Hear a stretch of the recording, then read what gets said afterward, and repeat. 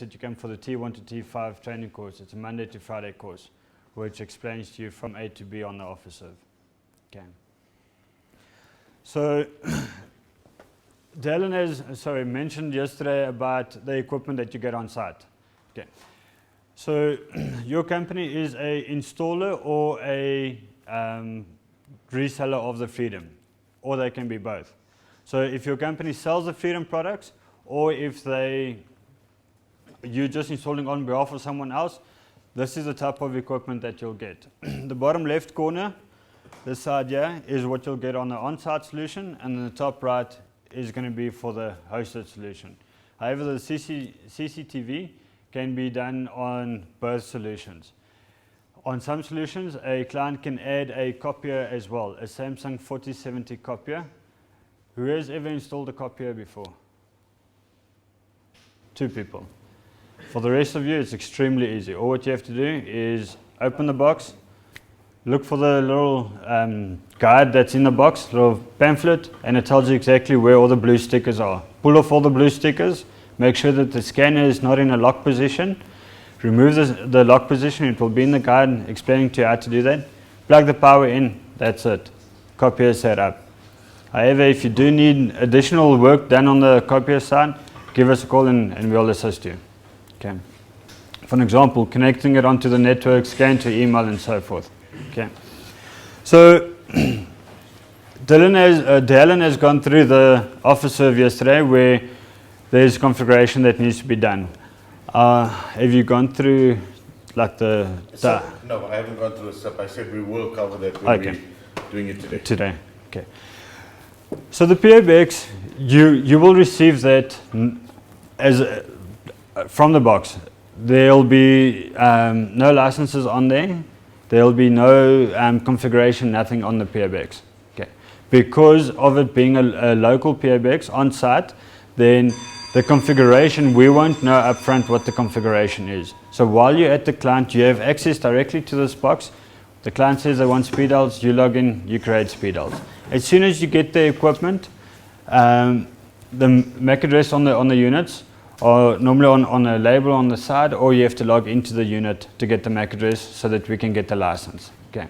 So as soon as you get the unit, let's say your install is during Monday, then as soon as you get the box Monday morning, get the license key or get the MAC address, send us the MAC address and we issue the license. The license we issue normally for the Freedom stuff, we try our best to do it within 2 hours. Okay. So while you're at the office setting everything up, send the MAC address. By the time you get to site, you'll have the license key. Okay. So the POBX won't be configured. You configure that on site. The rest of the hosted solution, if the sales guy gave us information, so the client gave the sales guy information up front saying, I want my extension names to be this, I want my extension range in the following sequence and so forth, we'll get all that information and we'll set it up for the client. Okay, and for you guys. So there's no work for you really to be done. The only thing that you're going to have to do on site is if the client wants these DS buttons programmed. They're extremely easy to program. It's not like the office serve where you have to log into the POBX and program them. On the hosted solution, press and hold the button and you choose the option that you want. And then it's configured. Okay. Of course, once you've gotten to site and the client is requesting more information, or what you do is phone us. While you're on the phone with us, we log in and we try and do it for you while you're on the phone. Okay.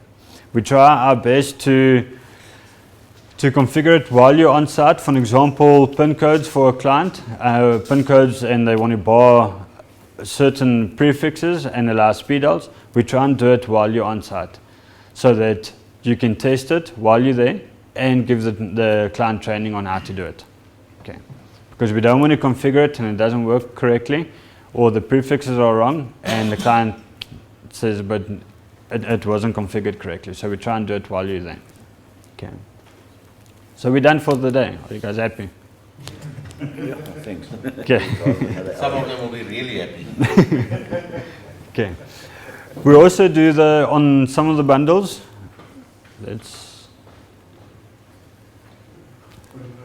Okay. On some of the bundles. Sorry, because of him, we're going to start again. Okay. So when you book on, he says He's on his way. When he gets it, we'll start again as well. Okay. Okay. On some of the bundles, we have the mobile solution. It's a fantastic solution where we'll provide a client a switchboard phone, a 6020 IP phone, a access point, and for an example, 4 Samsung X cover cell phones. Okay. That's all what they get on site. Okay, besides the LTEs and that. But the phones will be 1 switchboard, an access point, and 4 cell phones.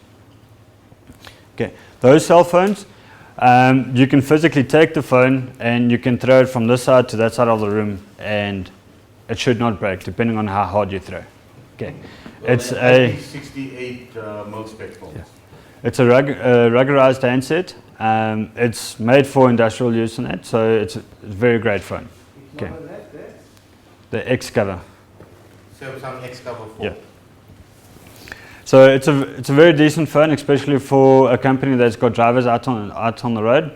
Give them a couple of those cell phones, and we can do some configuration, and they're part of the PBX. Although they're out on the road on the cell phone, they'll still have an extension of the PBX.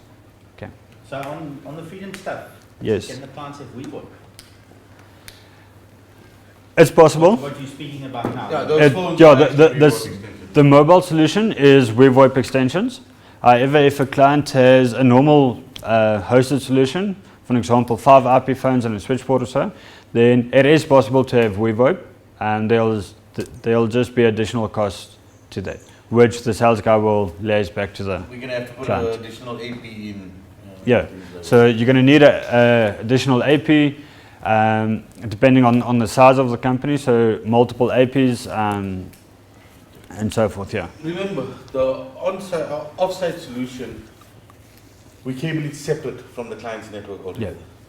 So if they want VoIP, we cannot go onto their Wi-Fi. We have to put our own access points in and go on a separate Wi-Fi. Okay, but I mean, it is possible. It's on possible. Freedom. It is possible, okay. Yeah, that's cool. The reason why we say if you go with the access point and you've got VoIP extensions that you connect on our access point and not the client's is because we can guarantee quality of service on the voice calls. This access point is going through our APN, which is a point-to-point connection back to our call. Okay. However, if the client's mobile phone connects to this, there's no data on that mobile phone. Okay, because we provide voice only. So if the client wants data, disconnect from the Freedom SSID and connect to his normal SSID, which he'll have data and so forth. The VoIP, there's a possibility that it will register. However, is connecting via the internet back to our call. So we can't guarantee any voice on it. The same if he's out on the road and he's connecting via mobile data, it's going through the internet, we can't guarantee quality of service on the voice. If he's at the office, connects through that, of course, now it's back in our game, and we can control what's going on. Okay. So once you get to a site with a mobile solution, hand out the cell phones immediately. Tell the user, here's your cell phone, set it up. Once the user has set up the phone, they give it back to you. The reason why we do that, it's an Android device. Any Android device, if you want to go onto the Play Store, we need to have an email address, a Gmail or a Google account on the phone. Okay. So they put in their details there, otherwise you're going to create your details, the client's going to get the phone and he's going to wipe the phone and reconfigure it for himself again. Okay. So give the phone to him, he sets it up, all what he has to do for a basic setup is just create a Gmail account, for example, log in on the phone with it, and then give the phone back to you. Then you go to the Play Store, you download the VoIP application, we set that up, and the phone is ready to use. Is that on the X4? On the X cover. I believe that is bundle 2, if I'm not mistaken. That's a mobile bundle there. Okay. And do you need data for that? Yes, you're going to need data. So when you first get the phone, connect to the client's Wi-Fi, download the VoIP app, and then once the app is installed, then you connect back to the Freedom one. It's the salesperson's responsibility to tell them Yeah. that if they put their SIMs in, I can it see is. all the troubleshooting. It's going to be a shape like when the phone is updated and the phone is that, it's going to be able to switch on.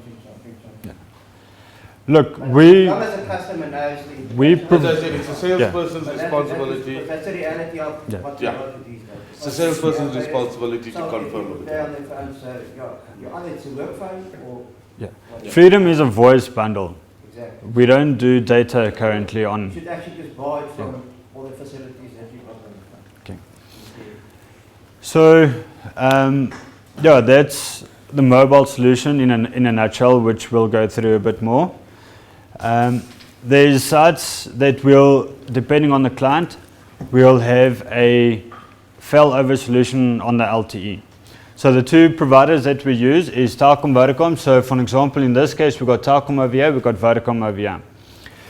Vodacom is our primary link. If Vodacom's towers in the area go down, or the LTE APN on Vodacom goes down for any reason, this device monitors the traffic via here, and then it's got another rule to monitor traffic via there. So if it sees, it can't see the destination via here, it moves it over that side. Okay. So it's an automatic failover from this device. And the failover on this device, monitoring the two links, is nearly immediate. Okay.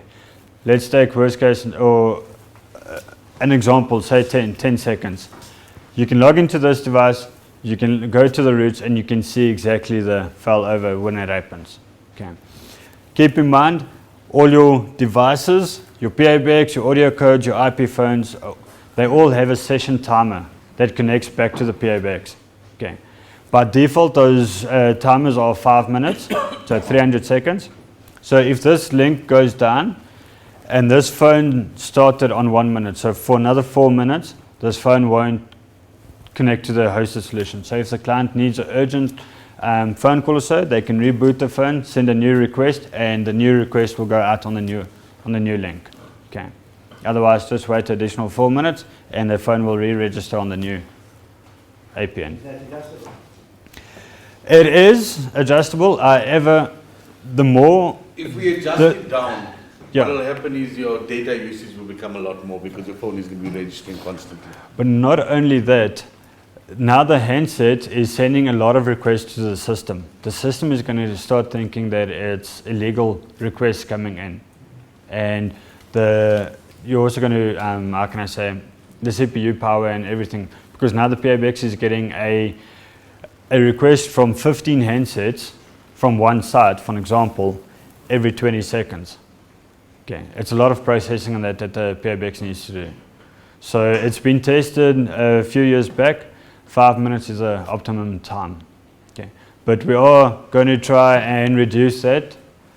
So at this moment, it's still 5 minutes, but we are going to try and reduce it. I was just using 20 as an example, but yeah. So we're going to see what we can do on that. Plug in and out anyway. Okay. And in this day and age, who doesn't have a cell phone? Yeah. You need to make an urgent call. That's true. Pick up your damn cell phone. Okay. On some of the bundles, the client will request a CCTV. Okay, I heard yesterday that most of you guys have done CCTV No, before. that group is not. Okay, so no one here has done CCTV. I don't know. Okay, so half of you guys. My terminology on CCTV is like you guys knowing doctor practice. Okay. The CCTV will be going onto the client's network. It won't be connecting onto the voice network. The reason for that is we can set up a DIN DNS for the client. The DIN DNS is a free account as long as it's a Samsung DVR from us. They register, well, you guys will be registering on behalf of the client for the DIN DNS, and they can download the application on their mobile phone, and they can view the camera system on their phone remotely or from a PC or so. Okay, so that's the reason why that will go onto the client's network and not on the voice network. We'll go through all these steps with you guys. You have to create a DNS. Yeah, so what Samsung is, It's a default DNS from Anwar. yeah. So I said, you log on to I their want page and to- create it. Yes, Yeah. so it's, Online, And that's what- log on, create it, doesn't cost I you a haven't cent. done much of CCTV, but the ones I've done, It's you actually, got an application, you scan the QR code and. Yeah. it's actually very simple. this one is, you can set it up within 5 to 10 minutes depending on how fast you type. Yes. Okay. All the stuff coming out of stores doesn't have the new firmware. Oh yes, Yes. you have to just change it from. Yeah. They must take the firmware with them, otherwise. won't- Yes. Okay. So in order to set up the DIN DNS on the CCTV, the firmware has to be done first. Otherwise, you won't have the Hanwha security DIN DNS settings on there. Okay. So you just log into Hanwha Security's website, register a DIN DNS for that client, put in the details, and that's Okay. it. The firmware upgrade, very simple. Yeah. Put it on the USB, plug it in, go to firmware upgrade, say run. 5-10 minutes, right? 10 minutes. No, not even. No, Yeah. it's quick. It takes like less than 60 seconds. Yeah. But Yeah. that, Has to reboot and all that those things. Yeah. software Mike says isn't on the website. No. So when you guys do get a CCTV, give us a call. We will send you a Dropbox link where you can just download the firmware from. Okay. Any questions so far that we've just No, they don't briefed have through now? As in, Don't. yesterday I thought you were alone in here because I didn't hear any question. I didn't. I was talking to myself most of the time. Okay. So you guys happy, or you got an understanding of what you'll get when you do an install? Okay. But, and that's sales issue. That network switch, the PoE one, Yes. how many devices can it handle? 8. It's an 8 port. Nah, it doesn't always work. No, it's a full 8-port PoE. If it doesn't work, If it doesn't work, you log on. It'll be scanned on 4 default when you get it out of the box. Yeah. We log on to this one here and show you exactly how to make it full 8. you got the training manuals yesterday. Okay, yes, yeah. So if you had some time last night, Then I don't okay, then you would have seen in the manual it shows how to log into the device and activate all 8 ports for PoE. Because by default it will only be 4 ports. Doesn't matter which 4. The first 4 will you always. plug in, it needs PoE, gives It it to you. gives it the out. others doesn't. Okay. Ask him next to you. He drove back to the office with the switch one day to say it was faulty. Yeah. Will you guys ever be putting data through the Freedom stuff? I'm sure in the future we will, but for now, the answer is no. Because at some point clients are going to want to use the X phones to access the CCTV. Well, hold on. If they want to use the X phone to access the CCTV, most probably they will be off-site. So it's not going to go through the network at the office in any. Yeah. Then, And they will need data. no, They're but going to use data from their SIM card and from their SIM SIM card to the client's network. So there's no reason to have then data on there. But in a big factory, the guys will walk around and want. I'm sure coming in the future they will probably offer data on the SIM at an additional cost, obviously. But for now, it's a voice solution only. So on the mobile solution, do you supply SIM as well? No. We provide the hardware. The insurance is on the client side because he's financing it. So on any PBX, if a client buys a PBX, insurance is on his So side. if he wants to use it in the office, on the Wi-Fi, don't need to put a SIM card in. You don't. Yes. No issues. Okay. So the SIM card is on the client, and any data or any charges on that SIM card is for the client. Okay. If he wants to take it off-site, their responsibility is whether they put a pay-as-you-go, whatever, we don't care. If we provide a solution, for an example, 3 mobile phones, and the client wants 4, it's not a problem. They can just do an add-on. Of course, just they have to chat to their sales guy, and the sales guy can do an add-on for additional mobile phone. Okay.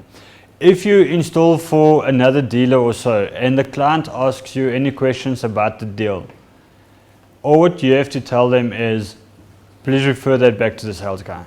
Okay. Do not get involved between the client and the sales guy. That's just a tip from my end to you guys, because you have sales guys, they already have a relationship with the client. You can say one thing wrong and the client isn't happy with that, he can cancel the entire deal.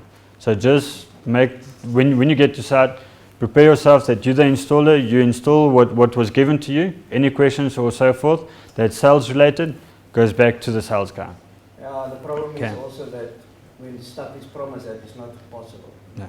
That's If the you know one it- as an installer Yeah. and you didn't sell it. Then my If- suggestion is you phone the salesperson directly and say, Yes. please speak to your client. This is what you promised. Yeah. Can't be done. Or I can do it this way, but you're going to have to add this in, but let them resolve that with the client. So if you know something is not right, do not get involved with the client and tell them it's not right. Phone the sales guy immediately and tell him. If you don't know who the sales guy is, you phone our office and we'll phone the sales guy and we'll phone you back, giving you A feedback. lot of you guys are actually installers as third party. In that case, it's Melanie. It's Melanie, Melanie, Dhcp, Server, and Savim. And so, yeah. Okay. Phone up those three, tell them what your issue is, they will resolve it. Remember those three names, Melanie, Savim, and Dhcp.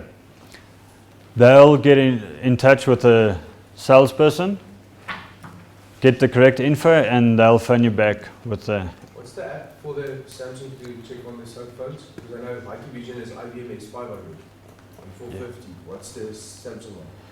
Are you talking about Uh, the remote view? It's actually in your manual there, it's, it tells you exactly the name. it's HDE Viewer, if I'm not mistaken. Yeah, HD-E. Viewer, yeah.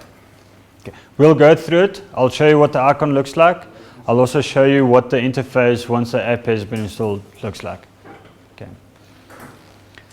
Okay, I suggest we start with the Microtech, Yeah. the LTE. Okay. While Quentin is pulling it up, guys, the installation of this device is very important. This is what carries your signal back and forth. So if the quality on this is crap, voice is going to be shit, the client is going to be complaining. So we have to make sure this is perfect. First thing is you get a bracket and a pole. Do not mount it under the roof. Even if it is, the roof is going to be behind it, please go over the roof.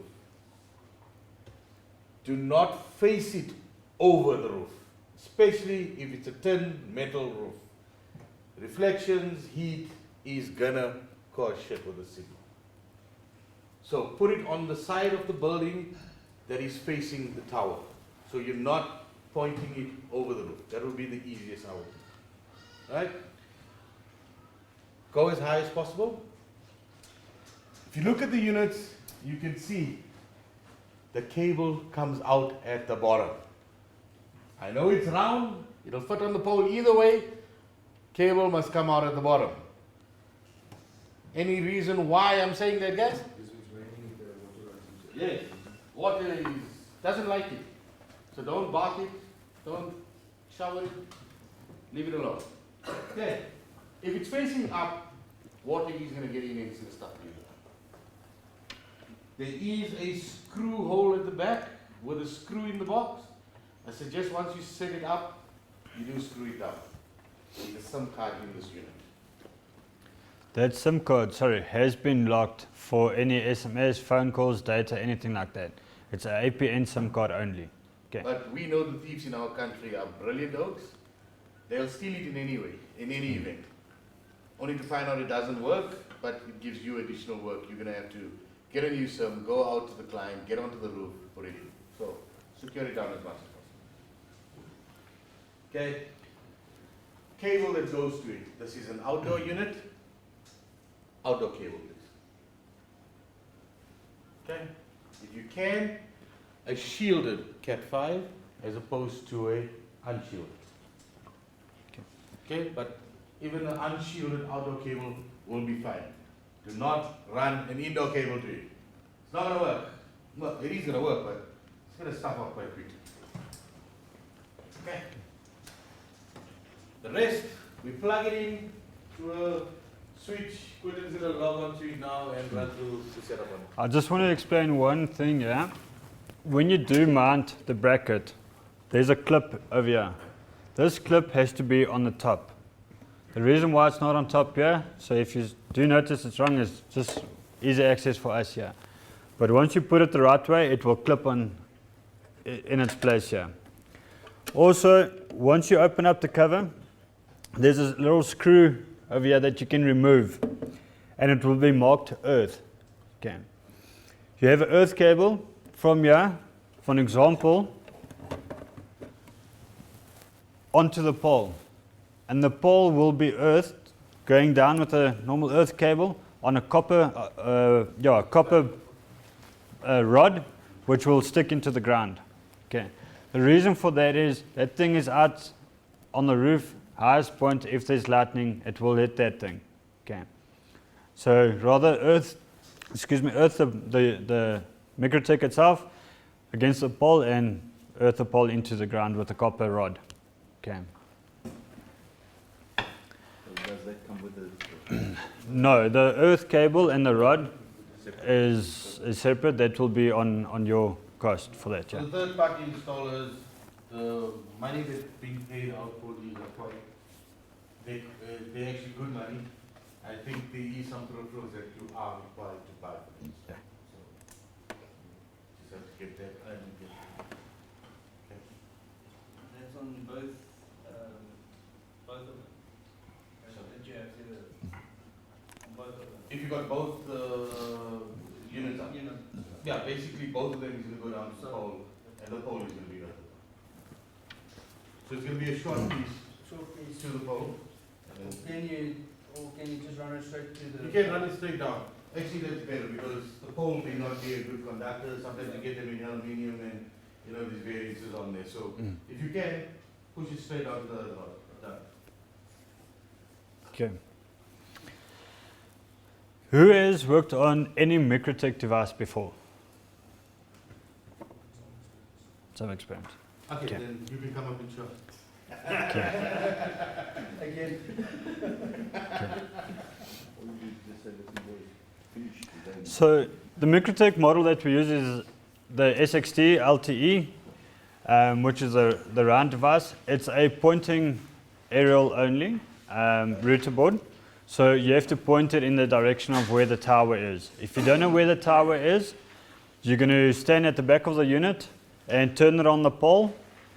At the back of the unit, it's got LEDs that will tell you what the signal is. Okay, Once, guys, for you guys that need any assistance with that, there is an app called LTE Discovery that you can download. This is the app. Only problem is if you've got a Telkom one, you obviously need a Telkom SIM. If you've got a Vodacom one, you need a Vodacom SIM.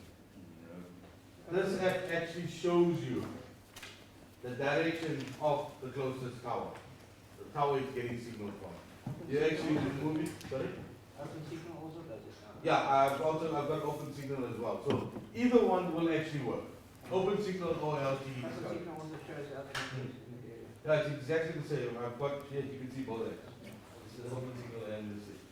So download the app, it will help with the install. Okay. Okay. once you've aligned the MikroTik in its place and the signal is full bars on the unit, log into the unit and look at the signal strength there as well. Adjust it maybe 1 degree to the left or to the right, see if you can better the signal. Remember, 1 degree on your side is 1 kilometer on the other side. Okay, a difference on the signal. This MikroTik is an LTE router only. It does not fail over to 3G. Okay, so if a client requires 3G failover from LTE, we provide a different solution for them which we'll get through. Okay. So in order to, in this manual, you'll notice there are 2 little icons there. If you hold in the control button, so if you've got the soft copies, what I would suggest, send me an email. My email address, if you guys want to write it down. Or I'll give you the group email address so anyone will be able to reply. It is technical@mia.co.za. Just send an email stating you would like the soft copies of the training material for the Freedom training material. We'll send you a link for you to download the soft copy and any applications that is involved with this. Okay. Otherwise, holding the control key on your keyboard, click on either picture, and for an example with a TeamViewer one, If you click on the picture, it takes you directly to the previous downloads of the TeamViewer website. Then you don't have to go and search for it and go into little menus and so forth. If you click on the MIA support one, it takes you to the MIATech website, and there you can just log in, download the MIA support TeamViewer version. Okay. Keep in mind, we are licensed here at MIA for TeamViewer 7 only.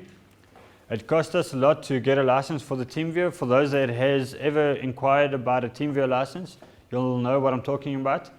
So we can connect on TeamViewer 7 and below. If you have TeamViewer 12 running on your PC, we can't connect to you. So please download the MIA support TeamViewer version. Okay. Do yourself a favor, just as a random request, try and get a quote on a TeamViewer license. You guys will be surprised on the cost of them. There Okay. is a download on the MIA site for it as well. MIA Yes. site. On MIATech, Download it from there. yeah, where you can download that application, the top one. It's only TeamViewer 7 and any disk. And we can connect on any disk. The only problem is any disk has a very long lag on it. Okay, so TeamViewer is a lot faster. Any disk is a bit. But just go download that one and see. Yeah. Okay. So that is the equipment that you'll be getting: the power supply, the power data adapter. So the power side will be your outdoor cable going into your Microtech. The data side, this can go directly into a wall box, for example like this, into a patch panel, or you can take it to a switch. Okay. So that's the adapter that you'll get, and that's how you'll be connecting it. You'll get the pole bracket and the clamp as well. Once you open up the little clip at the back, you'll notice there's a little slot for the SIM card. Okay, that SIM card will be pre-inserted for you guys. The LAN connection, and the screw here is the ground screw that you'll be grounding the unit on. Okay. To connect to the Microtech, you're going to need an application called Winbox. You can log into the Microtech website or click on that link. On the Microtech website, search for downloads. Right at the bottom of the page, you'll find Winbox. Okay. Yes. Is there a distance limitation with the PLE outlet cable? Yeah, default Cat5 cable, you're looking at 96 meters. Yeah.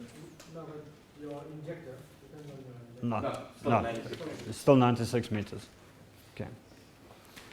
It's 96 meters because you have to take into consideration between your patch panels and so forth as well, your fly leads. Okay. The default IP address of the unit is 192.168.88.1. Admin, and there's no password on it. However, you don't have to be in that range to be able to connect to the Microtech. Okay, we connect to the Microtech on the MAC address. Okay, we don't worry about the IP address. Your PC doesn't even need to have an IP address, and you can still connect to the Microtech. Okay. So once you've downloaded the application Winbox, you've installed it, the application will look like this. It will pick up any Microtech that's on your network. So for example, if you know there's a client that's got at least 15 Microtechs on their network, it will go and list all 15 for you. Okay. Then you know you're on the wrong network because you must only have the ones that you've plugged into. Just make sure your switch is in the correct your network cable is in the correct switch. So in this case, we have 3 Microtechs on here because we got a failover solution. First one is we label each one so that we know what is what. LTE failover gateway, Telkom APN, and the Vodacom APN. The IP addresses, we have 192.168.1.1. Telkom is 1.3. So just ignore this number. And it's Vodacom is 1.2. Okay. So if you want Telkom to be the primary link and Vodacom the secondary, we just have to change the IPs, and in the script that we load onto the gateway, we just change the script accordingly as well. Once you want to connect to one of these devices, you click on the MAC address. It will auto-populate on top. We have a default password of s@msung.apn for all our devices. Small s. It's All lowercase. S, the @ symbol. MSUNG.apn. Okay. Insert then password in the password field and you click on the connect button. It will log you into the device. Once you've logged in, the menu structure will be on the left and there's sub menus there as well. Okay. So this manual that I've created, and the reason why we have to give you guys training on all these products, for an example, if any of the device for any reason defaults, which we've never had before so far, but if a device defaults and it loses its entire configuration, you are able to log into the device, reconfigure it yourself, and get the client back up and running as soon as possible. However, you're just going to need to phone us for the username and password for the APN details, but that is something that can take 2 minutes. Phone us, we give you the details, and you can carry on. Okay. That's the only reason. Remember, all of this equipment is already pre-configured. Pre-configured. Okay. Also, This is just for maintenance purposes that we're going through this. And to help in an installation in case something Yeah. goes. because you're going to need to know how to log into the unit to go and confirm the signal. Are you getting DHCP on the devices that you're connecting on, and so forth. Okay. Okay, that's another thing. So, These devices are connected to DHCP. They're configured as DHCP. Yeah. Another reason why we cannot plug into the client's network. We're gonna screw them over if we do. Okay. So you're going to mess them around, they're going to mess you around. Your stuff won't work correctly, their stuff won't work correctly. Okay.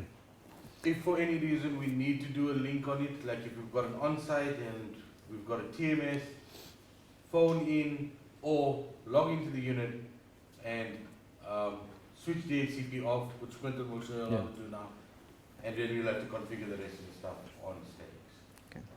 Instead of spending 5 minutes on the phone talking to us to disable the DHCP, you can do it by 2 clicks of a button. Okay. It's just to make the install a lot quicker and easier for you guys. Okay. Okay, y'all will be frustrated if you're sitting hanging on to somebody. So let's have a look at this and do it ourselves. Phone as little as possible, we all have. In this manual, we also explain how to do firmware on the units. This can be in the case where we have a certain version installed on the units and we find that we have 1, 2, and 3 that is a problem on the units. We get new firmware, we'll release it to you, and we'll ask you, for an example, to upgrade the unit for us. However, we have remote access to all of the units out in the field, if configured correctly. Okay, so we'll have access to them. If we don't, and the unit is completely down, the client unplugged and that, and we ask you to go and have a look what's going on site. And while you're there, we're going to ask you, can you just do a firmware version for us? This is going to explain to you how to do it. Very, very, very easy to do. Click, drag, few commands, and it's done. Okay. So once again, you'll get a link for the firmware. You'll download the firmware. You'll log into the unit. On the left-hand side, you're going to look for a menu called Files. You're going to click on Files. Click and drag the firmware version. So yeah, you can see the middle one, the second option is router OS. You'll click and drag that file from your PC into this window. Just drag and drop into here. It will upload the file, roughly a 10 meg file. And once that has been uploaded, you click on the new terminal window. We're going to go through all of this with through practical as well. So you're going to open up new terminal, punch in system router board print, so that it's going to print you the current firmware version that's on there. So for an example, it will say 3.33. You're going to reboot the device. Once you've rebooted it, it upgrades the router board itself, the main board of the unit. It hasn't upgraded the firmware yet. So it only upgrades the main board. Once it's rebooted, you do a router board print again. Have a look at your versions there. Okay, there they explain the reboot. Once you say reboot, you have to say yes. After reboot, you log back in and you say system router board upgrade. It's going to ask you, are you sure? You say yes, and it's going to tell you you need to reboot the device. You reboot it. It's going to take a little bit longer than normal to reboot and come back up. Once you've logged back in and you say system router board print, you'll see upgrade version is 3.41 and current firmware is 3.41. Then you know the system is done. Okay. Once the firmware has been done, every firmware has default rules that they apply to it, also known as like dummy firewall rules and so forth on the devices. However, we don't want any of those rules on the devices. We want our own rules. So what you then do, you punch in system reset configuration, no defaults equals yes. Okay. What you can do as well, it's a lot to type out, or what you type in is SYS, press the tab button, it auto-completes to system, or space RESE, press the tab button, it auto-completes the words for you. So just punch in the first few letters, press the tab button, auto-completes. Once you say you press enter here, it's going to ask you to reset, and you say yes, the system will reboot, and all default rules will be removed from the unit. Only then start your configuration on the unit. Okay. Do not take a unit out the box and configure it and expect it to work 100%. Always remove all default configuration and just configure what is needed. The same as on a PABX. If you get a PABX, they are all blank PABXs. I always take, before I configure any device, I default it to make sure that any rules or anything that's there is gone, so it's only what I need. To configure the device, there's basically 5 main things that you need to do.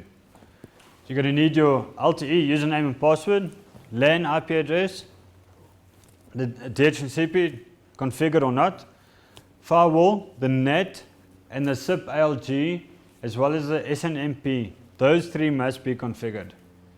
Okay. System is identity, LEDs, and users. Okay. So these are for information purposes. Users is where we configure the password, change the password. The LEDs is to confirm that the LEDs at the back of the device are actually active and that they're monitoring the correct interface. Okay. Otherwise, you're going to stand at the back of the device and the LEDs aren't going to show you what the signal is. Snmp is what we use to monitor all the devices. So for example, the APN is connected, we can see that, but we'll get an alert as soon as the LAN cable on the data side, for example, if it plugs out the switch, we'll get an alert to say that the switch on the LTE went down. Okay. So we'll phone you and tell you, okay, the APN is up, but there's no devices connected to it. Then we know it's network related. Okay. And we can also pull graphs to see what is the up and down time of the APNs. SIP ALG, very important. Who knows what the SIP ALG does? Or what it is also. Okay. In a nutshell, as he said, it messes you around. Okay. But what it actually does is it changes your ports that you're registering from and to. So then it doesn't register correctly on the PABXs. For example, one of the solutions is the iServe solution, the IPDEX solution. So if the SIP ALG is still on, it messes around with the iServe solution so that you can't, for example, make calls, you can't receive calls. You can phone internally, but you can't phone externally, stuff like that. Okay. always confirm that the SIP LG is off, and NAT has to be enabled as well. Okay. If NAT isn't enabled, it's also going to be a problem for your voice calls on that. Do you guys know what NAT is or what it stands for? Network address translation. Correct, yes. What does it do? So if you say you need to get to 192.168.1.1 and you're coming in on the public IP, the NAT will take that on the port you're coming in and convert it to go to 192.168.1.1. So all your local IPs, when you access a device on the outside and there's NAT on there, it converts your local IP basically into the device's public IP so that it knows how to get there and the traffic to come back. Okay. It masquerades your local IP with the public IP of the device. For routing purposes. For routing purposes. Dhcp, do you guys know what Dhcp is used for? Anyone?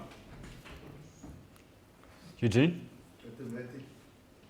Speaker with IP address automatically. Yeah. So that you don't have to configure static IPs on the devices.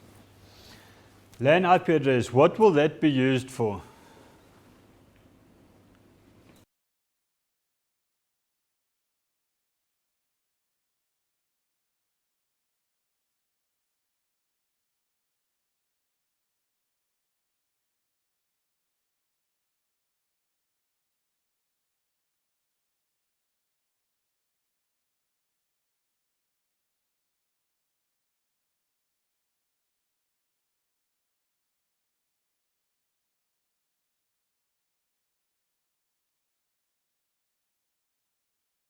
If you got a failover solution and you got the MikroTik RB750, that RB750 will be giving out the DHCP, but if we have to switch off the DHCP, always make sure your device's gateway is the RB750's IP address. Okay. So all of this, what we're going through, explains also like a step-by-step how to install the bundles. Okay. Because you need to configure these devices in order to get the bundle up and running. Okay. On the LTE interface, extremely easy.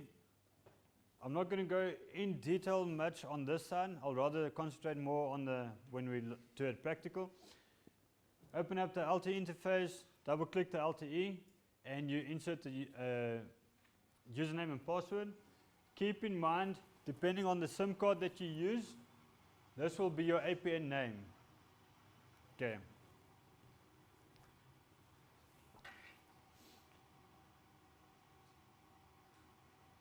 And that is what it will look like. So you'll get a user and password field. That is your username and password, which we'll be providing you with. And then your APN name is mere APN. For example, if it's a telecom, and add default route has to be enabled. Otherwise, the device doesn't have a route to go out with. Okay. Very important, and this is for all installs.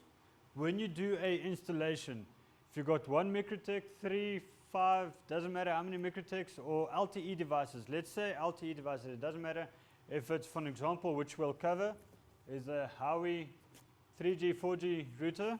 A MikroTik can be a billion router. Always take a screenshot of your signal, and you have to document that and attach it to your job card. Okay.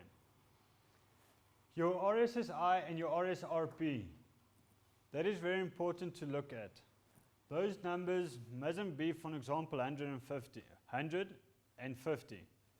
They must be as close to each other as possible. Okay. Otherwise, it creates like what they call a signal loop in the air. Okay. Your signal to noise ratio, always have that as minimum as possible. Do you guys know how to change these values? Sorry, which two must be as close to? RSSI, RSRP. Do you guys know how to change these values? Alignment. Okay. because we're monitoring signal here. And the only way how you can change the signal is alignment. So the RSSI, the lower the number, the better it is. Yes. Closest to 0. Okay. We've had sites, their company has seen it as well before. I'm not sure who picked it up at your company, but we've seen it at other sites. If it says minus, argument's sake, minus 27, the signal is too good for the router. Okay. It doesn't make sense, but it's too good. So turn it away. You have to turn it away a bit. Okay. Must be more than minus 27 basically. I think Okay. around 30 or Yo. 35 up is fine. You can take it between 35, in some cases, depending on how close you are to the tower and so forth, take it on 40 to about 60. Okay. Exceeding 80, not good. Yeah. If you exceed a very high number, for example, 80 as Alan mentioned, you will experience problems. Or not you, the client. Okay. So what is the spec for upper and lower limits? Minimum, work on 40, max 60. Okay. So if it's 27, 60 is poor signal. above 60 is poor. Remember, it works in a minus signal. Signal, yes. Okay. So if it's 27, adjust it a bit to try and get 40. Okay. And then your signal to noise, of course, the lower the better. Okay. When the RSSI, while you're messing with that, RSRT, what's the ideal value for that? No, they must try and be close to each other as possible. So, for example, if the top one is minus 57, the bottom one must be minus 60, minus 59 or You so. can adjust to get that as low as possible. Right? Yeah. As we said, minimum around 35. Once you get that at its peak, you start adjusting for that. So you might have to pick that up a little bit To get this, close to this. yeah. So wherever you get the best signal there, but closest to this figure here, So that's that's your not optimal. ideal what's there. No, That's because this has been taken with the unit being installed Okay, so over here. what difference should one try to keep it within? What's acceptable? If the I've top's done minus 20 57, years. Yeah. 20, 25 I've done in Bravo. So if So- the difference is greater than, say, 25, You're gonna have to test, speech, check your speech. all Yeah. those things. But You're we- gonna have to adjust it to the best possible. keep in mind when you do test speech, once you've adjusted the signal, don't test with one phone call. Ask the client to at least make 4 concurrent calls. Because as soon as it's load, that is where you're actually going to be picking it up on. And don't make a 30-second call.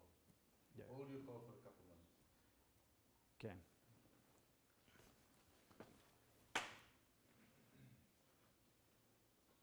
that's a statement that says do not install if signal is higher. Can we just hold the LTE before we mount it? Is that an acceptable test or do we have to? Therefore, the reason we started with this is, should be the first step in your installation in any given time. You put up your LTE first, test your signals, make sure you find, if you're finding a problem, phone in rather than say, I'm not too sure. Okay, but what I'm saying is if you hold the unit, It is, should be fine. I mean. To are do a you test? holding it? Yeah, just to. Guy do it. standing on the roof holding you, yes, that'll work. Yeah. These are predetermined that they in coverage. They are predetermined because the coverage is checked for them, and they check obviously which some would be better, Vodacom or Telcom, before they send out. So they should actually theoretically not be a problem. Is there a check done by Mia? Yes. Before an order is She placed? did. Before the order is accepted, it's checked. On the coverage map. Yeah, on the coverage. So we shouldn't be finding ourselves. But sometimes you'll know. You're on the border of a coverage map.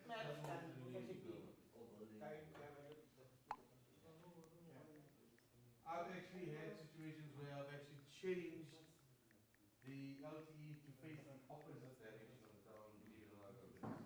Yeah. You're gonna have to play with it on the road. Reflection. No matter how many apps we've got to check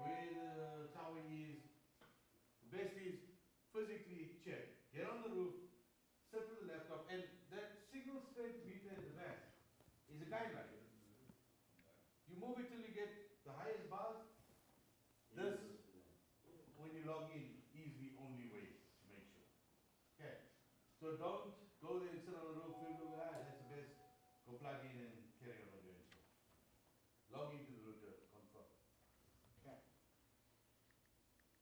The redundancy is default on all the The redundancy will be set up already. You'll be told exactly. Well, you're going to plug the units into the 750 RV.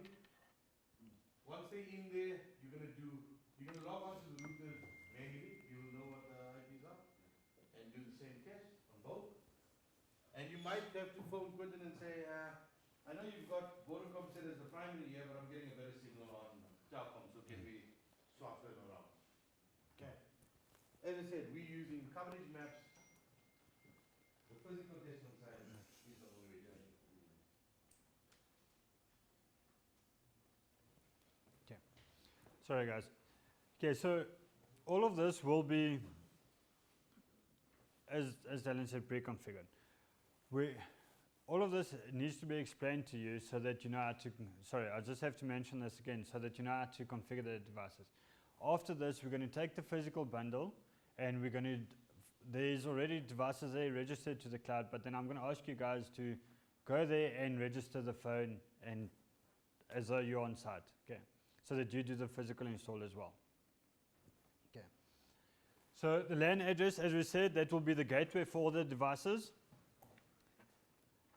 Very important. The DHCP, if there's DHCP required on the network, which will be there by default because that's how we configure it, so that if you have, for example, 10 IP phones, then you don't have to configure every phone with a static IP address. It makes the install a lot easier, and it also prevent some problems, for example, IP conflicts, because you can't remember what you've done on the first phone when you get to the 10th phone. Okay. So to do the DHCP, extremely easy. It's about 8 clicks, and then the DHCP has been configured. You can follow through on that guide, how that was done. When it asks for a DNS server, there is no DNS used on the Freedom bundles. Okay, because all our IPs are public static IPs. We don't refer back to any URL names or so forth. Okay. The lease time, by default, 10 minutes. However, you can go and change that to 30 minutes, an hour, 24 hours, it doesn't matter. Okay.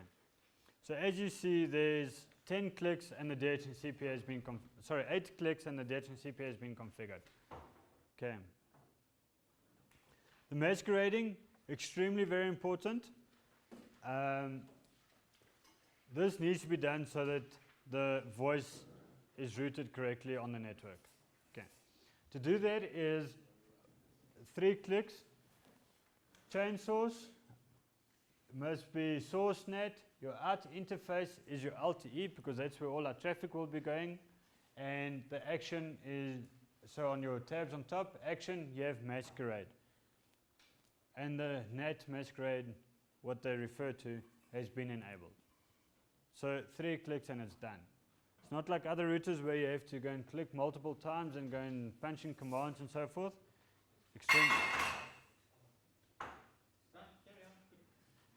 Extremely easy to configure. Yes?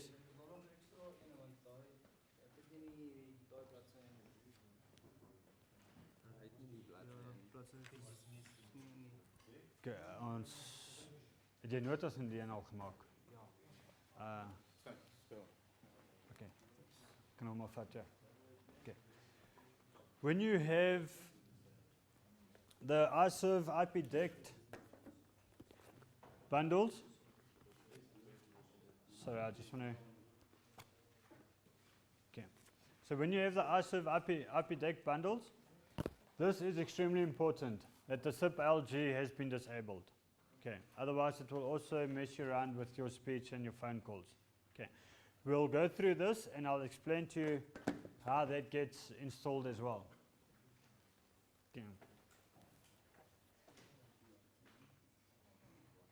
The Snmp, this is what we use for the monitoring. Extremely important. If we don't have these details configured on a router, we can't monitor the client. Okay, so this is extremely important. Enable it, client name, who's the seller of the solution. For an example, if your company has sold it directly, you'll have NJIP under the location and your client's name there. ABC Shoes, for an example. And we trap all interfaces, meaning we're trapping the LTE interface as well as the Ethernet interface so that we can get activity on all of that. Okay.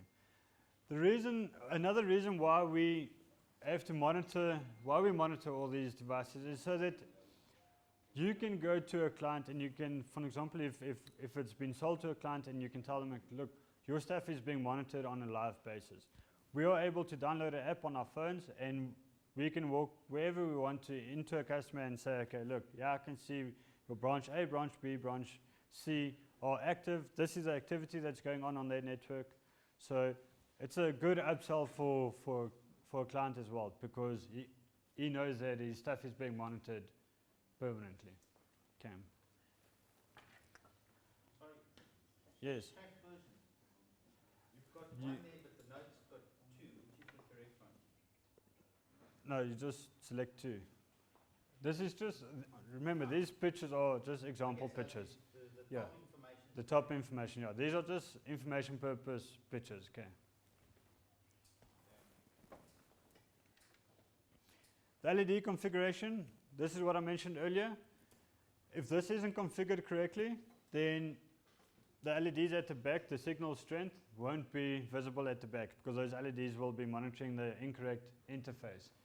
Always make sure your modem signal is looking at the LTE1 interface. Okay. These interfaces names can be changed. However, don't change them. It's just better keeping them default because everybody knows what LTE1 is. If you go and put the wireless, GPS, whatever name there, I won't know what you're referring to. Okay.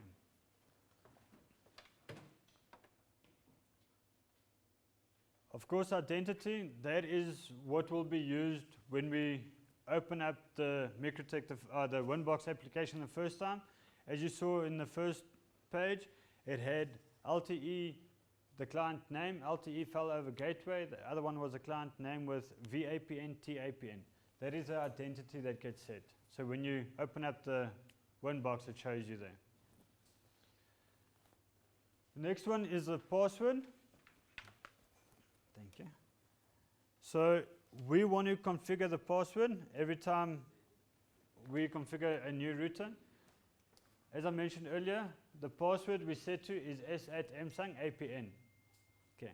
If you go and change the password yourself and you need assistance on the router, please let us know what the password is, because we need to access that router then.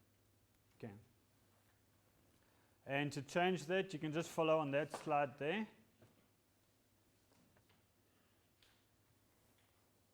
Okay. Once you have changed the password, you've set up the APN, you've done all your details on that, this is another important step that you need to do. Is run a ping test back to our subserver from the router. Okay, so once it's been aligned, everything has been configured, now you want to start testing your calls, run a ping test and have a look at your latency. If your latency is high, you're going to experience problems. VoIP, anything above 100 milliseconds is a concern. Okay, you will experience problems. So in this case, because of it being a private APN within our network, your latency shouldn't be more than 10 milliseconds. There is instances where it can jump in that, but that is because of your signal. However, the closest to 0 is the best signal that you'll get. Okay. Keep in mind, these LTEs, for an example, this one that we got here now is a Microtech LTE. As I mentioned earlier, If a client requires 3G failover, we have the Howie LTE, okay, which we are doing currently. We are also, the other router that we do is a billion router.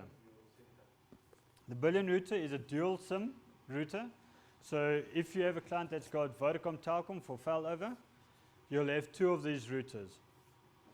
One of these routers will, for example, have the outdoor aerials.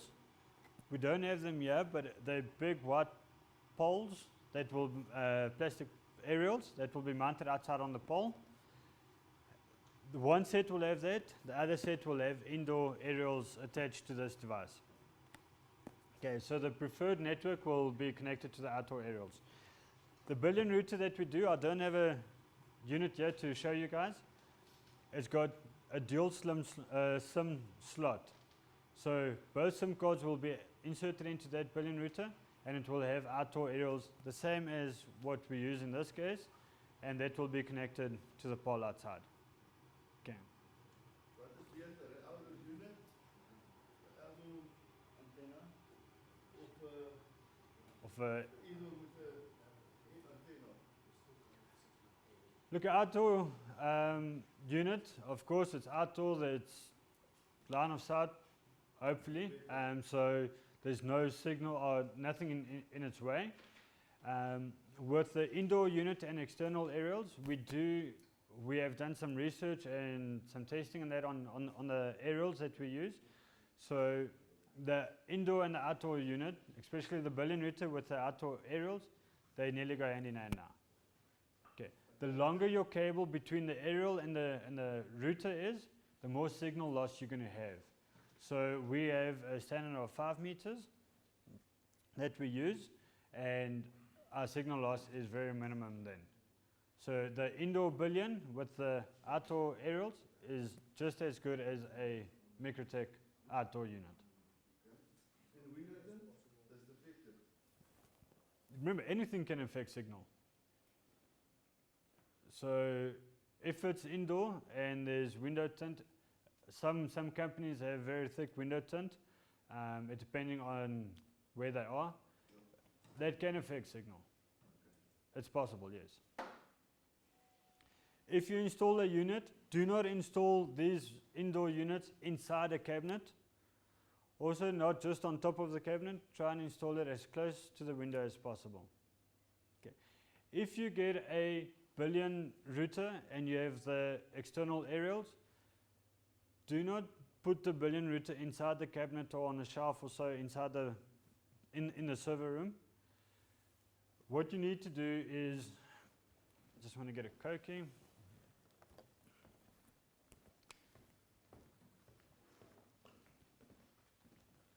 Here's the company here, or the outside wall. Here's the roof. And mount the aerial over there, argument's sake like that. Run your your long Omni cable from the aerial into the premises. Have your billion router over there, and then your Cat5 cable back to the server room where the rest of the telephone equipment will be. Okay. So this router could be maybe just by the wall, by a window or so, but do not install this billion in the server room. Run your Omni cable inside, and somewhere inside the roof go in and connect your external aerials. This is the wrong setup here. This is the correct setup. Okay. Do you guys understand? I'm not an artist, so please.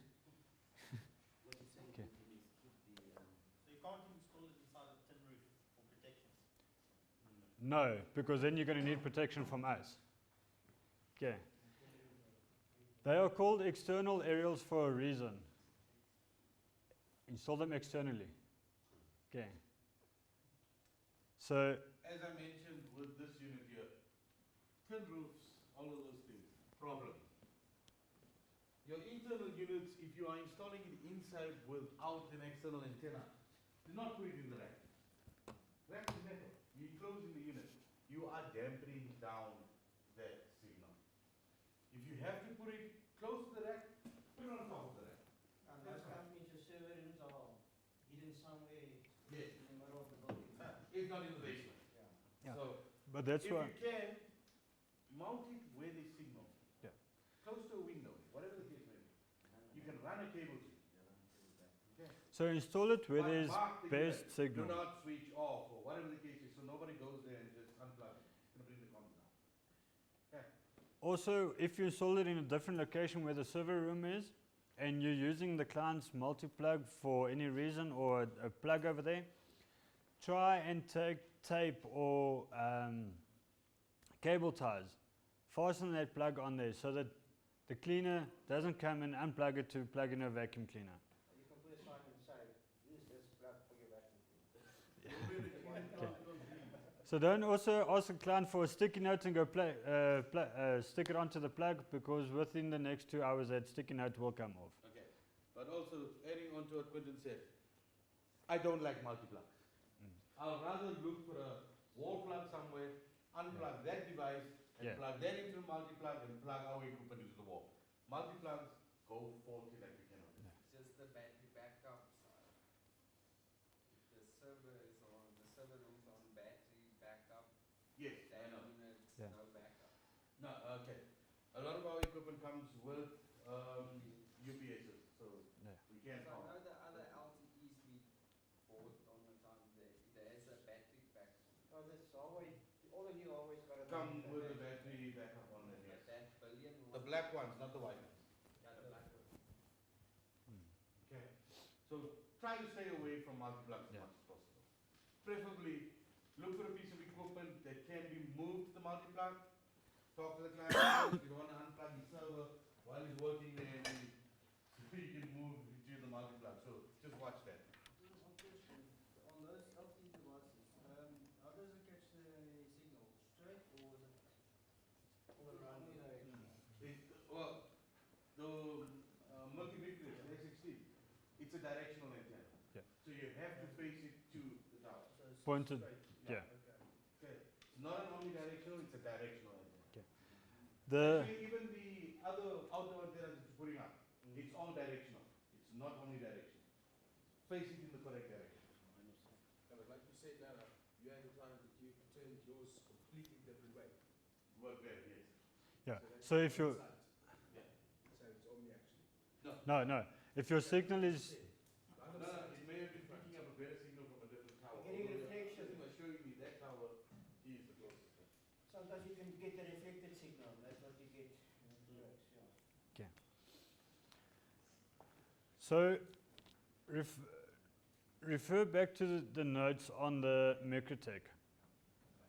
So I'm going to go back on the Microtech now. I'm going to log into the unit and show you guys how to do that. Okay.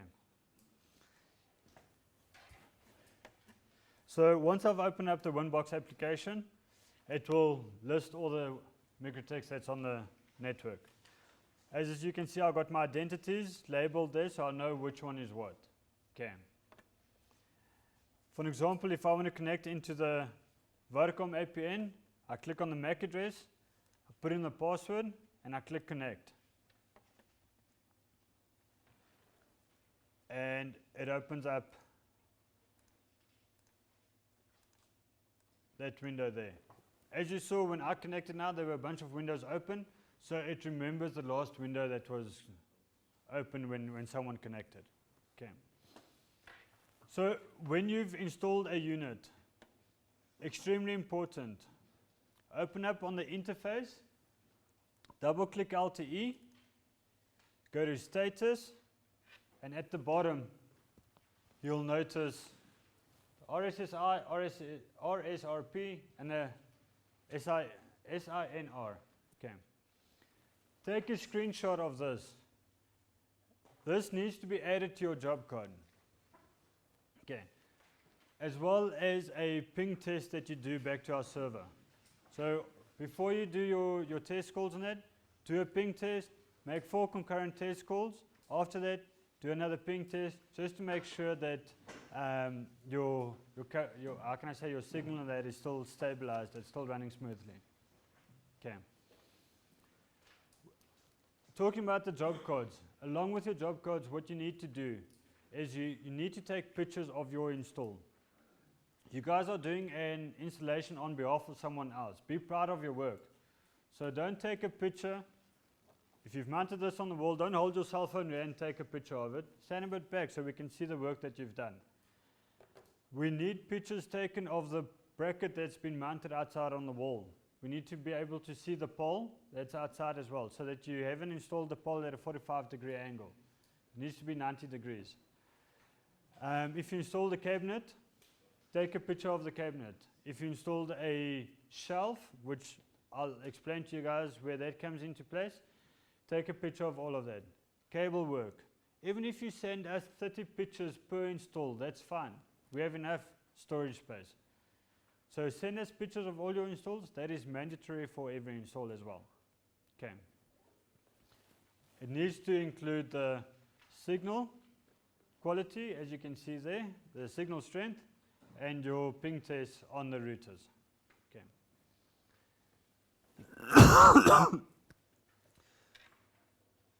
Okay, so I'm going to go through the manual. I'm going to briefly go through it. I'm not going to go all in detail and explain every option, but as I go on, you'll pick up what's in the notes. Sorry? Yeah, so you'll be emailing it, for example, to the picker. The picker is the one that arranges all the installs for you guys, and they'll have it on file and so forth. Okay. When you get the device, first thing that we do, can you guys remember? Check the firmware. Okay. So to check the firmware, we click on New Terminal, System Router Board Print, and it shows me the firmware there. To do the firmware, we open up the files, we search for our firmware. Here's my firmware over here. I click and drag. As you saw, click and drag into that window, and it uploads the firmware into it. There was a file there, it will override it, and if it's a direct connection like this, it's fairly quick. However, if you log into it remotely, it does take a minute longer or so. What version are you running in? Currently, the firmware that we require needs to be 643. You'll also see in the very top, it will have the client's name, -winbox, and the firmware version. Okay. That creation time, is that from the unit itself? This, yeah. There's no way you can set it to current time. You can go into the system and go and set up a time.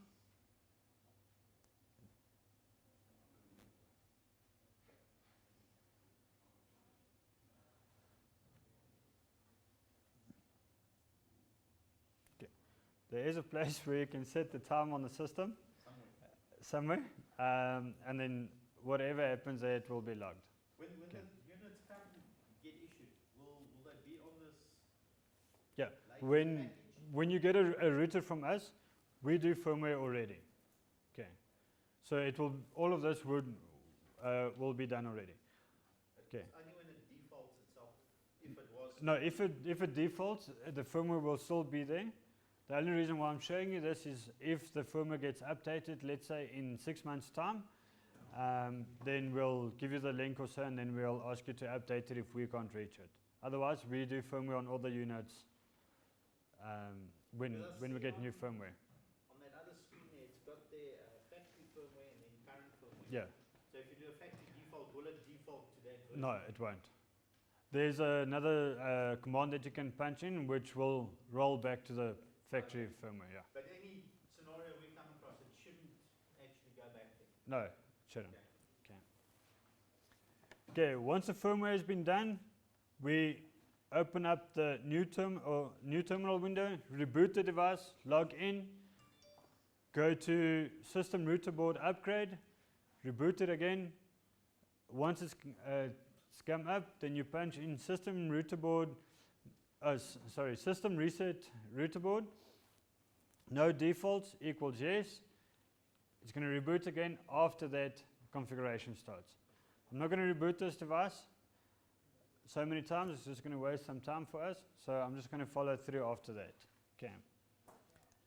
First thing that we need to do, interface, double click LTE, go to general, username, password, and who the APN provider is, Vodacom or Telkom. We select add route, we apply that, we wait for the LTE. For an example, I'm going to show you, I'm going to disable the link, and I'm going to enable it again. It will tell you there's search in progress, attach in progress failing, meaning it's because I just disabled the LTE module of the unit itself.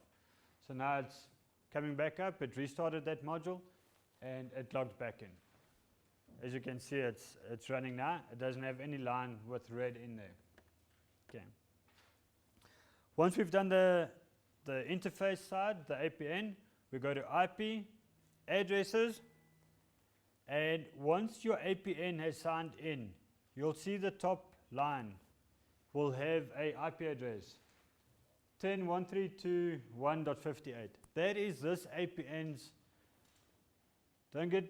try and understand, public static IP address, but public on our network.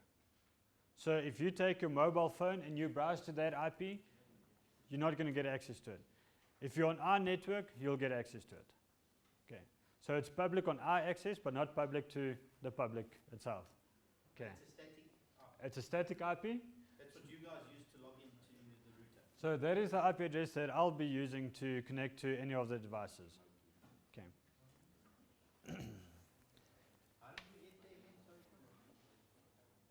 IP, addresses, Yeah. address list opens up. Okay. Next step is Dhcp Server. This router doesn't have Dhcp configured. I got this set up as a failover solution. Who can explain to me why this LTE router does not have Dhcp? Because they would conflict With what? with the other router that you've got there. Yes. Okay, so if you guys can turn this way. We've got our two LTE routers here. This can be Microtex, billion routers, highway routers, any router that we use here. They will not be giving out Dhcp. They'll have a static IP address only. The RB750 is the one that will be giving out Dhcp. Okay. And this will be the gateway of all the devices, not this. If it's a standalone device, the LTE router will be giving out Dhcp.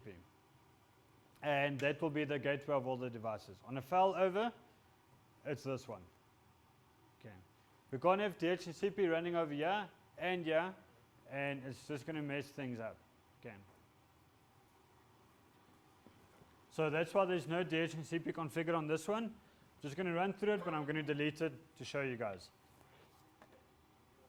IP, Dhcp server, Dhcp setup.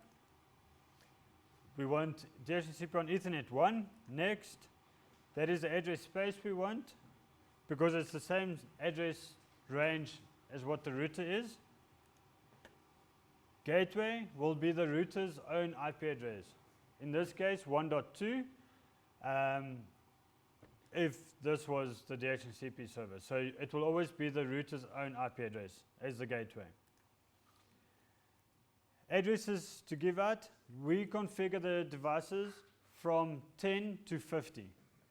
Okay. So if you need static IPs, for an example, you got a iServe solution or you got an audio codes and you want to assign them a static IP, then you can use anything below 10 or anything above 50. But in between 10 and 50 is our Dhcp range. That range will depend on the amount of phones that you have. For an example, if it's a hosted solution and you've got a bunch of IP phones there, so normally 40 IPs for now has been fine. However, we do have bigger bundles where you can have bigger ranges required, then we can just increase the range. Okay. So yeah, I just click on next. DNS server we don't use. Next. Lease time 10 minutes, 20, your discretion. And it's done. As you saw, I clicked next a few times and configured my range, and it's done. Okay.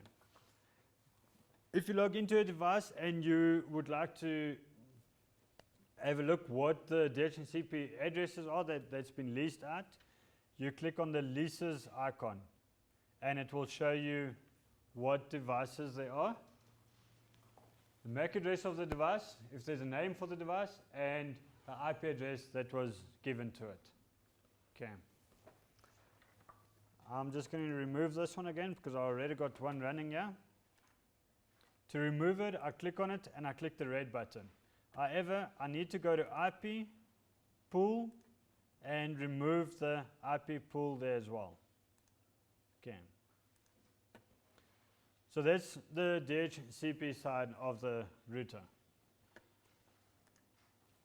Under the firewall, we go under NAT. We can click the blue plus sign. This window will open up. Chain is source NAT. Out interface is LTE1. Action is masquerade. We apply that, OK, and it's done. Under firewall, we go to service ports. Sub 5060 has to be disabled. To disable that, you click on it and you click the red X. So if I want to enable it, I just click the blue one. As you can see, it's now been enabled. Click the red X and it's disabled. Extremely easy for you guys. Next is Snmp. And this is what we need to have configured so that we are able to monitor the devices. Client name, who sold it, and Firewall we must disable that. sorry? Firewall needs to be disabled. No. We under No, the ports on the firewall, 50, 60 Oh. must be. yeah, under the connections. Oh, we might sub LG. Yes. So going back there, firewall, service ports 5060. Must be disabled. Disabled, yes. Okay. Next is system identity. That is just the identity, the name, whatever you see on top there. If you follow my mouse to the top, it will be the name there that we'll see. By default, it will say Microtech. You can't leave it default because then we can't add it onto our monitoring platform. So it has to be the client's name. Okay. LEDs, we need to confirm the modem signal has been set to LTE1.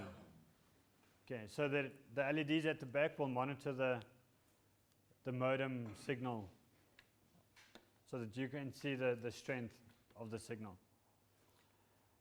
Lastly, we have users.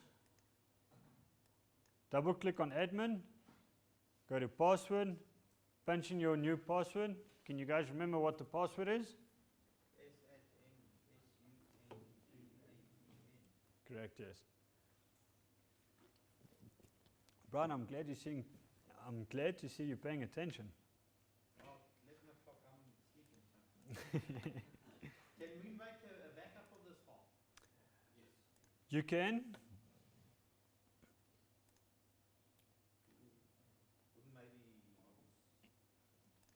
Sorry.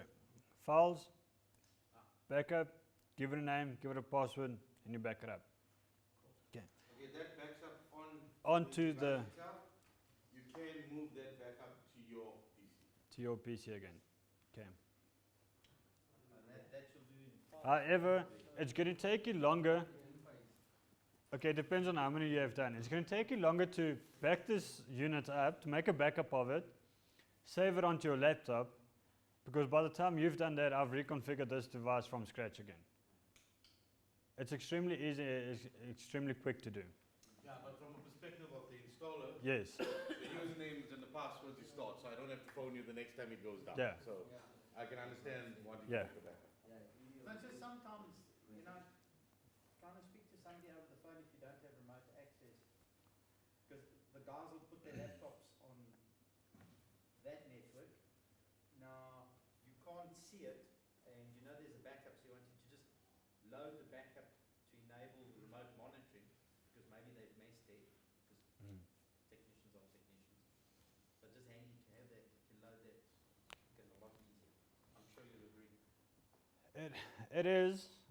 It is easy doing that, but when you start explaining to someone over the phone, upload the backup, make a backup and stuff like that. No, all you want them to do is upload the backup. Yeah, even that part is extremely difficult, we've found. I don't know if you guys ever supported someone over the phone before. It's not always easy doing it that way. Okay, that's why we have a how-to guide. So instead of spending 15 minutes explaining to the guy how to upload a backup, we tell him, you got the notes, go through the notes. Configure it, phone me and tell me in which window you have a problem and we'll help you from there. Because if he goes and clicks on backup and he goes and looks for his backup file somewhere on his PC which he saved 6 months ago, I won't know where he saved it. Because he's going to ask me where he saved his backup file. No, but it keeps the backup on there first. Yeah, it will keep it on, yeah, but if this unit defaults for any reason, okay. There's reasons for everything. I understand your reason, but it's not always that easy. Okay. That's the MikroTik for you guys. This, if you get a site where there's the LTE signal is great, it's 100%, then we'll give you a MikroTik outdoor unit, and then we can give you, for an example, a highway router, which will be for indoor if the client wants failover.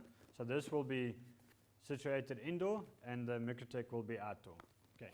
Both LAN cables will then go to the RB750. So let's just picture this as a highway router. This is indoor, this is outdoor. The LAN cables will go into the router board, not into the switch. You can take it in here, but the only reason why I say take it in here is because this thing is doing the failover.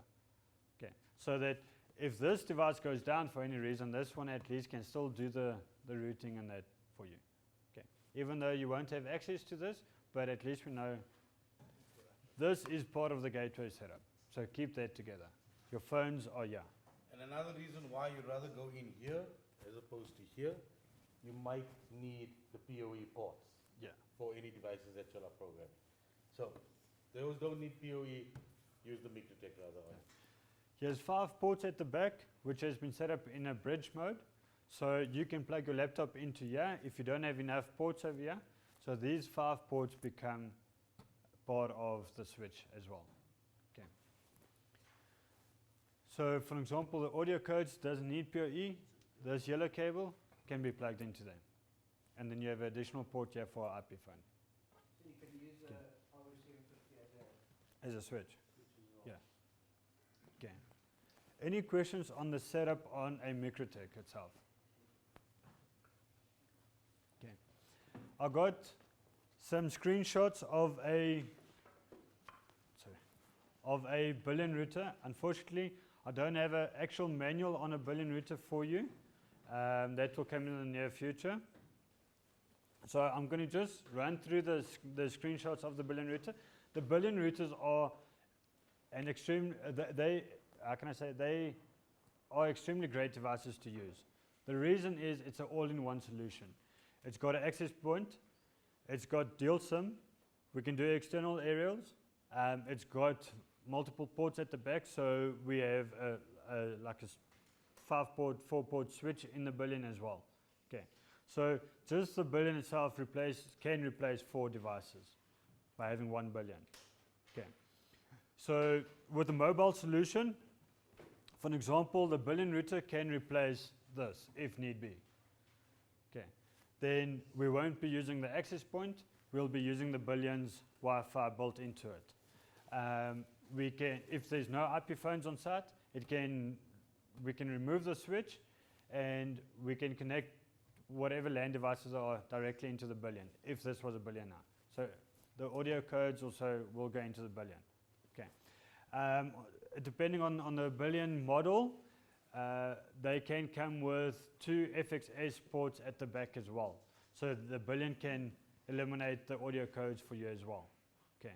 So instead of having 5 devices on site, you now have 1 device doing multiple things. Okay. 1 point of failure instead of 5 points of failure. Okay. Who knows the difference between FXS and FXO? Besides you. And you. And you. And you.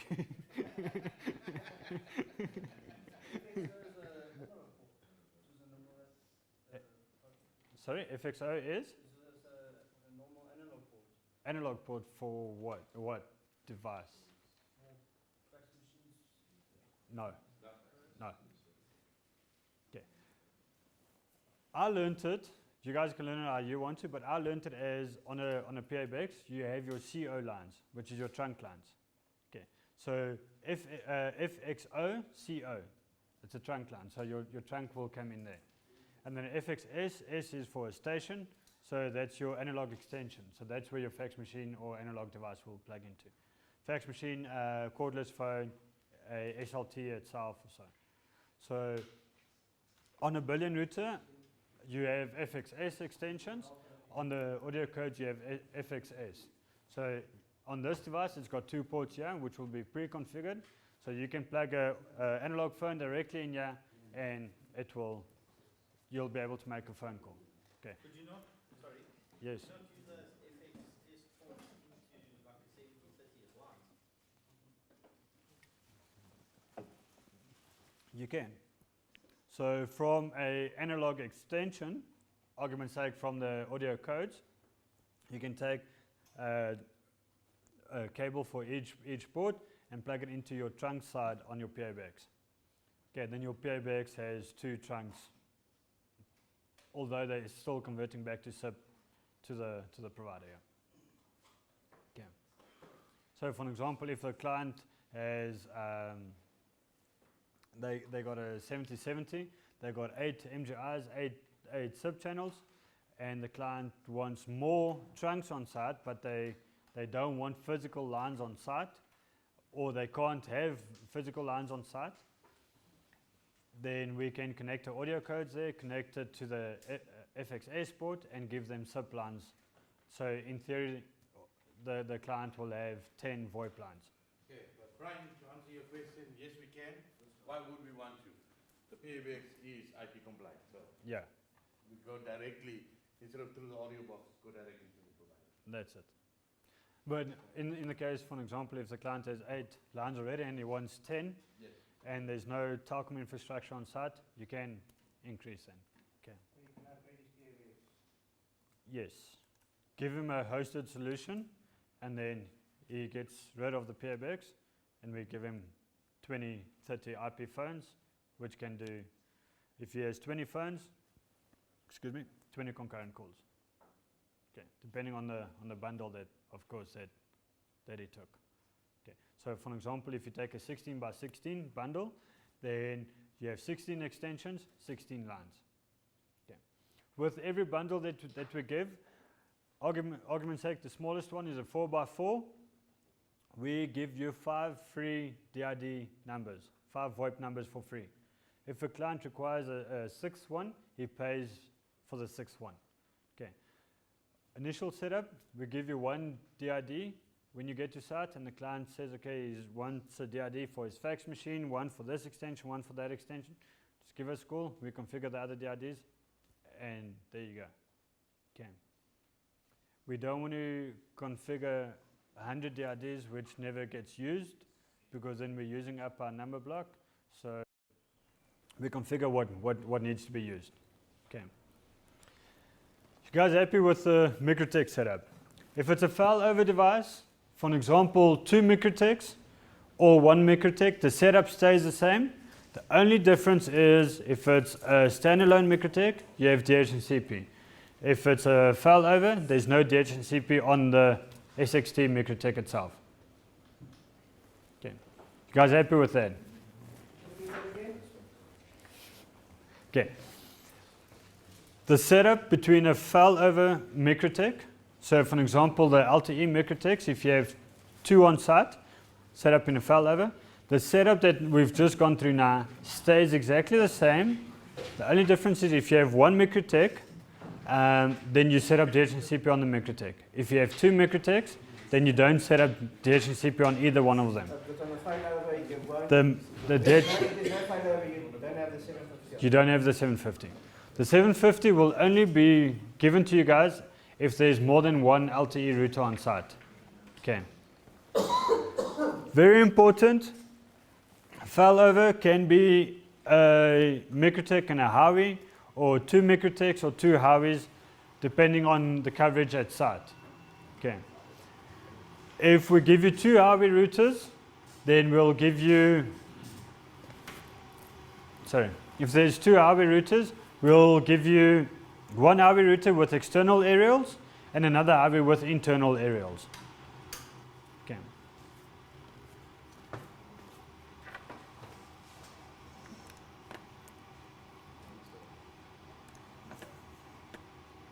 The setup on this one here has been duplicated. I'm just looking for the. Okay, here's the RB750. This one is extremely easy. Who knows the copy and paste command on your keyboard? Okay, so we've got 2 people that knows what that is. And then right click on the page. Yeah. Okay. There's a script in your document that you can punch out. Otherwise, once you've sent me an email asking for the documentation, it will be given to you in a text document. You just go copy that text and paste it into the MikroTik. Whoa. Yeah, copy and paste. Okay. So that is what the RB750 will look like. So all 5 ports are set up in a bridge mode. Okay. So port 1 and 2, Vodacom, Telkom. Port 3 back to the switch. Port 4, you connect your laptop to it for configuration of any of the devices. If you have the audio codes, plug audio codes into 4 or 5 or something like that. If you need additional PoE ports. Okay. Doesn't matter which port you put it into because you're going to look at the IPs. Yes. Yeah. When we set up the failover, some guys set it up on a port basis. They say, okay, if this route is down, look at port 1 as a gateway. However, we can't always tell you put Vodacom here, Telkom, Vodacom port 1, Telkom port 2, because you're going to get the routers, you're not going to know which one is where. Without looking at the SIM cards, you're just going to plug in. So that's why we've done it on IP level. Okay, if that makes sense to you guys. Okay. Yes. Okay. By default, all what we need to do is, DHCP will be configured on the device. The device's IP address will be 192.168.1.1. That is what we configure the device as. If we get documentation up front saying, okay, we need the following IP addresses to be assigned, that is what we'll do. Otherwise, 192.168.1.1, there will be no NAT enabled on this device because the NAT is being done on the routers, not on the RB750. Route 1 will be your strongest network coverage. That will be 192.168.1.2. Route the second LTE router will be your secondary link, and the one with the weakest signal, and that device's IP will be 192.168.1.3. Okay, so we'll just swap it around. All the devices on the network will have a gateway of 1.1. Okay. Once again, you'll be using Winbox. You'll log in, find your device, and the script is extremely easy. Just going to zoom out a little bit so we can't get the entire script in here. Okay, there's a script that will be used. Okay, so as you can see, in the script it adds DHCP for us. So what's in red, you don't punch in on your script. So if you punch this in manually, okay, what's in red, you remove that. DHCP has been configured. All 5 ports are in a bridge mode. And then this is where we're going to add the local IP address, which will be the RB750's IP address itself. At the bottom is the IP address of Telkom, for example, 1.3, and then Vodacom 1.2. So Vodacom our primary link, Telkom our secondary link. Okay. If you need to change that, then we just change those details there. Okay. Copy paste from where it says /interface bridge, from that line up until this. Copy all of this, open up new terminal on your RB750, right click paste. Okay. When you do it the first time, it will log you out the MikroTik. The reason is it's configuring the bridge. It puts all 5 ports into a bridge mode. So log back in, right click paste. It will override the first few steps. It will tell you already configured. Ignore that, and it will do the rest of the config for you. Only thing that you need to do after that script has been loaded, you go into System, Identity, and you give it a name. Okay, here's an example of what the script will look like once it's been loaded. The writing is a bit small, so I hope you guys can see. As you can see, it says add bridge 1, interface 4, interface 5. Further to the top, all of those ports were added. If it gives an error, it says device already added as bridge port. Okay, but it still does it, and it's already been configured, so it will just carry on. Once it's been pasted, just press enter twice, and the script is done. Okay.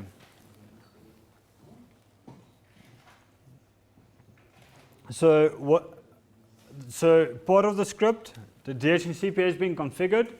So you can just go to the DHCP option and confirm the DHCP has been configured for you, and it's giving out addresses. So just go to your lease tab and see that the devices are getting IPs. Confirm that the IP address is 192.168.1.1, and you go to bridge, go to ports, and just make sure all 5 ports are there. Although it's a script, it will do everything automatically. Just myself, I always go and confirm that the stuff has been configured. Okay. So that's the 3 options that I just go back and confirm everything has been done. Otherwise, for any reason it wasn't added, something goes wrong, I won't know where to start looking. Okay.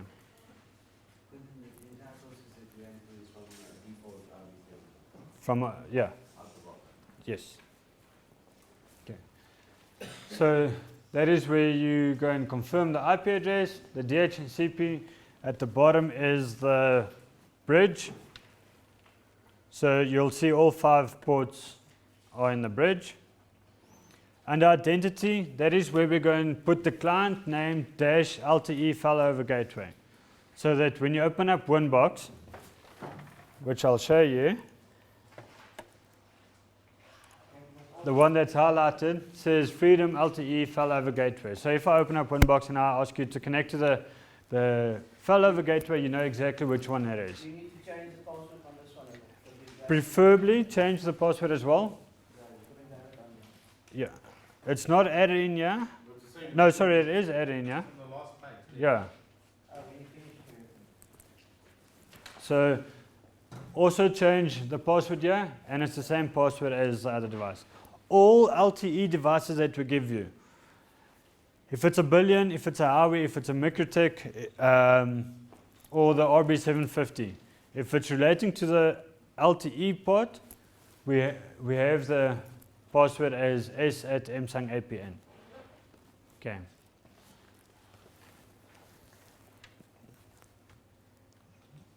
We're done with the. Yeah, that's the MikroTik. So there we've done a standalone MikroTik. We've done the failover solution, the two MikroTik set up as a failover, and then we've done the RB750 that does the routing on the failover. Okay, all of this is extremely important for you guys to know how to do and how to troubleshoot. For example, if you get an install with an iServe solution, or your phones come up and they say DHCP fail, you log into the device that's giving out DHCP and you go and see under the leases what's happening. Is any other device not getting an IP address? Is it just that particular device? Plug your laptop into that device and see if your laptop is getting an IP address. Okay. Please, if you don't know anything about networking or IP or so forth, okay, the book's name, other name, is called Network for Dummies. Okay, you're able to get it from PNA or wherever. It explains to you the basics of networking. Okay, so just take that book, read through it to confirm and see how to configure IP address on your PC and so forth. Okay. If you guys don't know how to do that, but I'm sure everybody knows how to configure IP address on the PC. Yeah. Brian, I know you struggle from time to time, but you an exception. Okay. The billion routers are extremely great devices. We've done a few already. At this moment, there's a problem nationwide with the billion stock, so that's why I don't have a billion router here to show you guys. It's not only us that's struggling to get the billion devices. There's other ISPs out there that's also waiting for their stock. Okay, but when you get a billion device, know that you got the best device there. Okay, I'm not saying these are bad. Don't get me wrong. These are great devices. You're saying those are cock? No. Don't put words in my mouth. What I'm saying is the billion is an all-in-one solution. Okay, you have one. This works. It works perfectly for what it's intended for. Yes. But the billion just suits our purposes A lot better. a lot better. Because it's an all-in-one device. You have Wi-Fi, you have a dual SIM, you can So, connect external in other words, areas. Okay, the only downside I see with the billion is, Doesn't have PoE. no, not that, is your placement of the billion for the Wi-Fi signal.